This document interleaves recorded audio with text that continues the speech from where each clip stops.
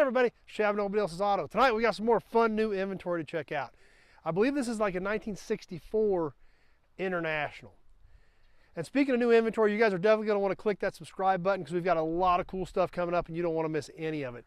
57 Mercury pace car convertible, 62 Ford cab over, 75 Chevy C50, 48 Ford truck, 55 Pontiac two-door hardtop, 66 Fairlane GT convertible. It's rough. It's a body I found in a pasture, but it's still what it was. 39 Ford. A lot of cool stuff coming up. You don't want to miss any of those videos, and they're all going to be coming up in the near future. So click that subscribe button because you don't want to miss any of that stuff. Now, this whole International, like I said, I think it's about a 64. I'm not that strong on these mid-60s Internationals, which is kind of crazy. I have probably around 75 International trucks on the ground right now.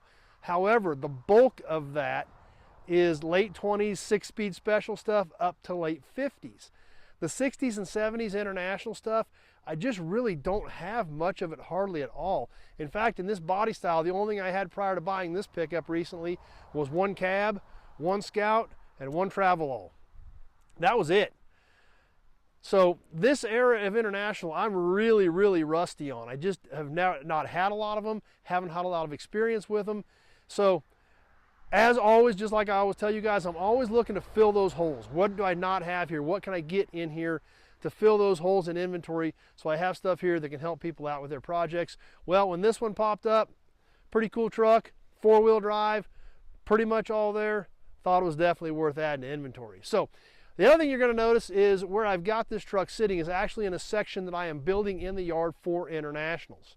So we're going to take a quick look at a few of these other Internationals here maybe as well, so you guys can kind of see what I'm working on here at the yard. And then we're going to spend a few minutes walking around this old 4-wheel drive and check it out. So let's go check out some binders. Well, a few of the other Internationals, like I mentioned, we had sitting around. Starting off with this 67 Travelall.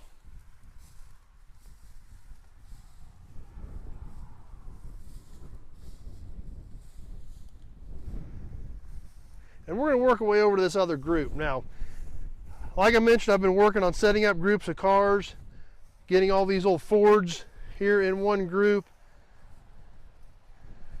and starting directly across the way from the Fords, some of these Internationals. Starting off this old 60s era Scout.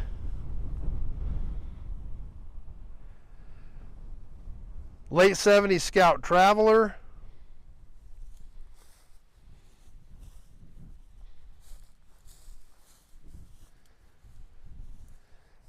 Another pickup about a 70, a 72 4-wheel drive, and finally the little 64 that we've been talking about. So let's go ahead and take a look at this thing.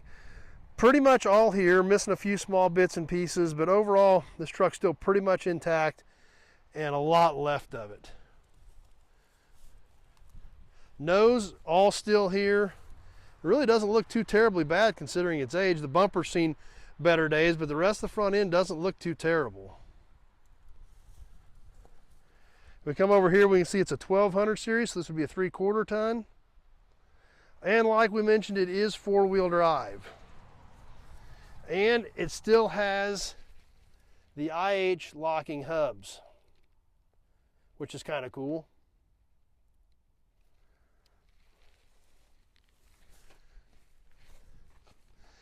Long bed fleet side pickup.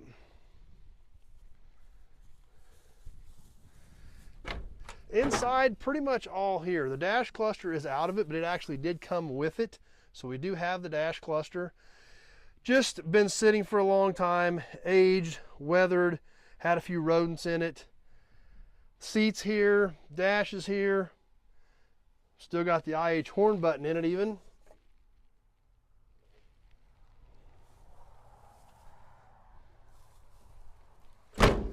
Someone has added a topper to this truck, not correct for it. It doesn't quite fit right. However, I think they were using it for storage. They had a topper that fit, that was close.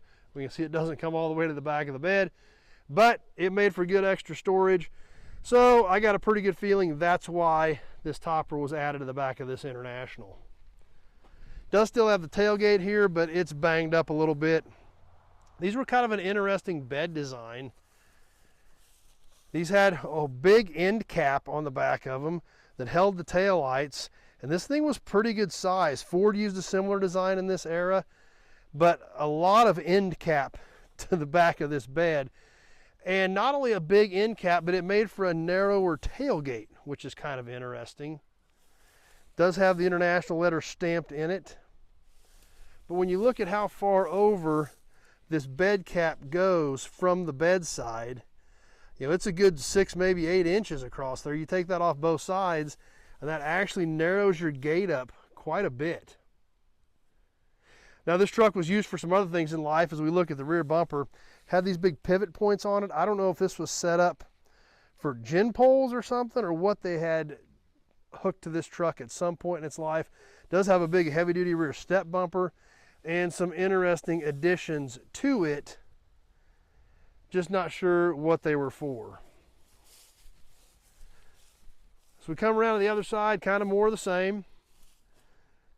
A little bit of typical rust, typical dings and dents on a, for a 60-year-old pickup, but really not in terrible shape. We can come over here, take a peek in the passenger side, get a little bit better look at this side of the dash. Still has the International script on the glove box.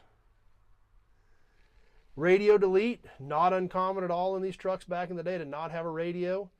Temp controls are still there. We've got an ashtray. We don't have a radio, but we've got an ashtray. Heater.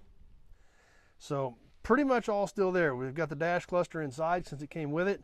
So pretty much all there on the inside of this old International.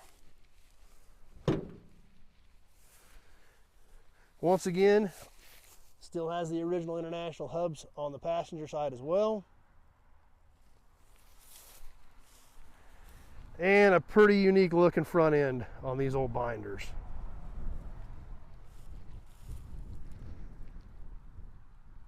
So let's take a peek under the hood and see what we've got.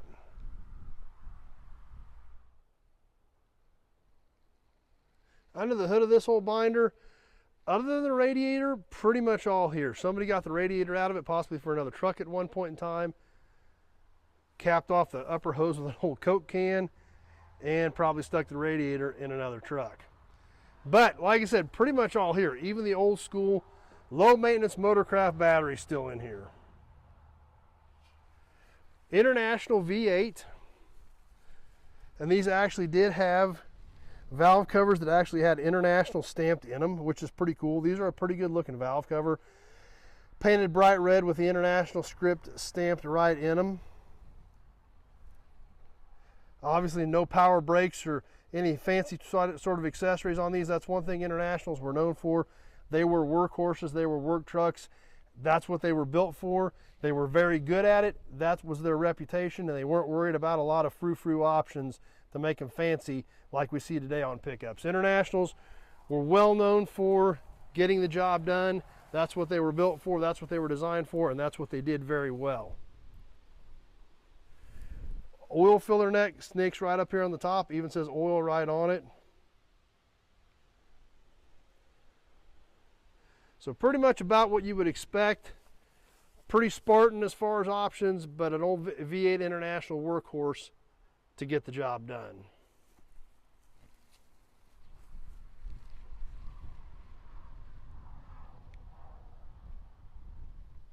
Well, there you go. Another binder added to the inventory. If you got any questions about this old International, any of these other Internationals, or any of the other 2,000 cars and trucks we've got here on the ground at Nobody Else's Auto, just give me a call, 620-786-4428. That's the only way to have a conversation about what you need or what you're looking for a project. Year, make, model, body style, the parts you need. All that information is critical with the amount of inventory I've got here on the ground to know what direction I'm going when I'm trying to see if I've got anything that can help you. So give me a call. That's the best way to do it. That way we're both on the same page of what we're talking about. So cool old International. I hope you enjoyed it. Be sure to check out some of the other videos. You like old cars, you like old trucks, you like memorabilia. That's about all we do on here on Nobody's Show, because that's really about all I know to talk about. But we have a lot of fun doing it. We find a lot of cool stuff. We have a lot of fun digging through farmyards, salvage yards, things like that. So be sure to check out some of the other videos. Click that subscribe button, click that notification button. We do a lot of fun live stuff on here. You don't want to miss any of that either. So check out some of the other videos. We sure hope you enjoyed this one. Stay tuned. As I mentioned earlier, we've got a ton of super cool stuff coming up, and you don't want to miss any of that either. So click the subscribe button, start hanging out with us. We have a lot of fun on here with this old iron. So thanks for watching, everybody. I sure hope you enjoyed this video. We sure hope to see you soon on the next one.